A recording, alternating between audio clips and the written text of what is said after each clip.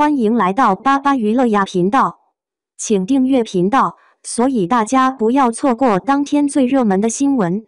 我们今天的时事通讯包括以下内容：程毅，原名傅诗琪，是中国内地知名男演员，你知道吗？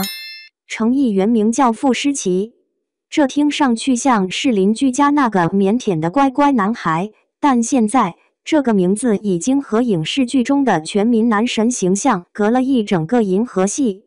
程毅是个怎样的人？或者说，他是怎样走到今天的？这故事从湖南怀化的一个小县城开始。2025年，傅诗琪出生在一个普通家庭，小时候的他并不起眼，家乡人对他的评价大多是老实、乖巧。谁也没想到，他后来会从这个安静的背景里跳出来，跑到中央戏剧学院，成了人群中的异类。那时候的他带着一种初生牛犊的冲劲儿，脸上还写着点儿小地方孩子的腼腆。很多人都觉得演员的成功是一夜之间的事，其实这条路上埋着无数个无人问津的角色。程毅的第一部剧是《唐宫美人天下》，这部剧里他演了一个小角色，戏份少的跟台词一样少，但他没有抱怨，甚至有点乐在其中。他对人说：“能站在镜头前，我就很开心。”这句话有点天真，也有点傻，但就是这种傻劲儿，让他后来在圈子里慢慢被记住了。2025年《青云志》里那个带点倔强的林惊羽，算是让更多人看到了他。这是他第一次被叫有潜力的演员。不过，在粉丝群体之外，他的名字依旧很陌生。真正让他脱胎换骨的是2025年的《琉璃》。这部剧一经播出，程毅就像踩中了某种娱乐圈的定律，一下子从幕后走到了聚光灯下。粉丝开始叫他司凤，甚至不少人不知道程毅的本名叫什么。《琉璃》的成功并不只是一个剧本好、运气好的故事，更重要的是，他演出了角色的骨头。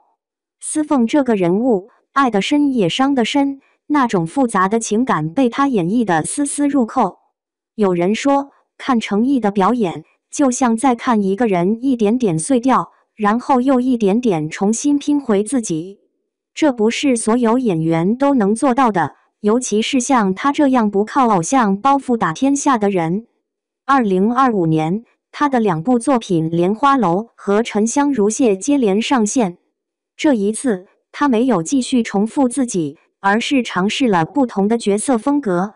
你或许会说，这有什么特别？但在现在这个流量明星扎堆的时代，坚持塑造角色、尝试突破的演员真的不多了。他常说，我不想让大家觉得程毅只能演某一类角色。其实，程毅的个人生活比起他的角色来说，低调的令人惊讶。他并不是那种社交媒体上的常客，也不会频繁制造话题。他喜欢研究剧本，喜欢一个人待着，甚至有人说他有点宅。但他的这种生活态度反而给了粉丝一种安全感。就像有人在社交平台上评论他，你不会担心他哪天爆出什么乱七八糟的新闻，他只会认真演戏。当然，也不是所有人都喜欢这样的低调，有时候他甚至会被质疑太无趣，但他似乎并不在意。他说，我就是觉得我来这个行业是为了做演员，而不是为了被所有人喜欢。这种坦然听起来有点硬，但也让他和那些炒作型明星划清了界限。未来的程毅会是什么样子？这个问题没有答案。他的几部新剧，比如《富山海》和《英雄志》，已经引起了不少期待。但从他的表现来看，他似乎并不急于证明什么。他更像是那种顺其自然的人，只是一步步把角色演好，把观众的期待装进心里，然后再慢慢的给出答案。